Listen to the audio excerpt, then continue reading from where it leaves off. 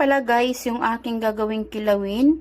Na syempre yung pinagtanggalan ko ito.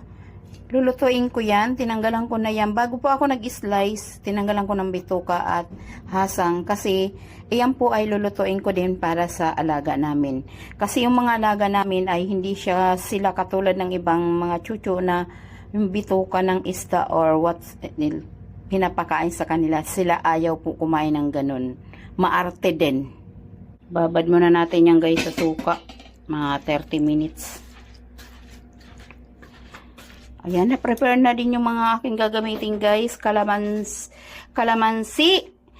sili, kamatis, sibuyas, luya. Siyempre yan, babad muna natin sa suka. Guys, yung ating kilawin. Siyempre, tinakpan ko muna dahil binabad ko sa suka yan guys. Pipigaan natin yan guys.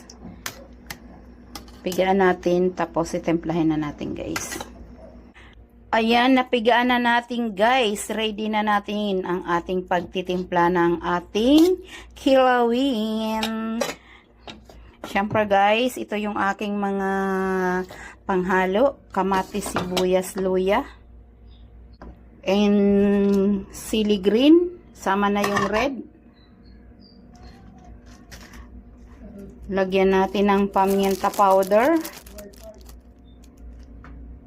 At syempre, asin. And then, mix na natin, guys. Mix na natin yan.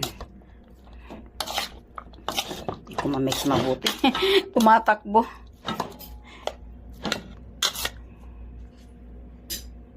Di na ako, guys, yan maglalagay ng suka. Kasi yan ay binabad ko ng 30 minutes sa suka. Yung isda at 2 beses, pinigaan ko. 2 beses ko yung binabad, 2 beses ko yung pinigaan pala.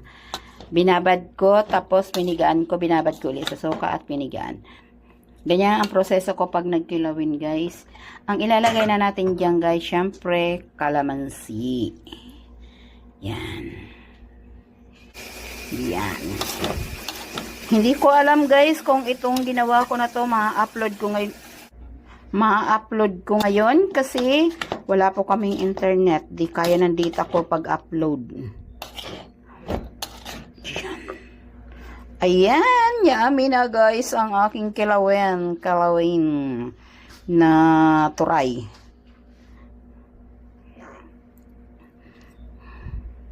Okay na daw guys, sabi ni Grandpa. Hindi ko siya mabidyohan kasi walang damit.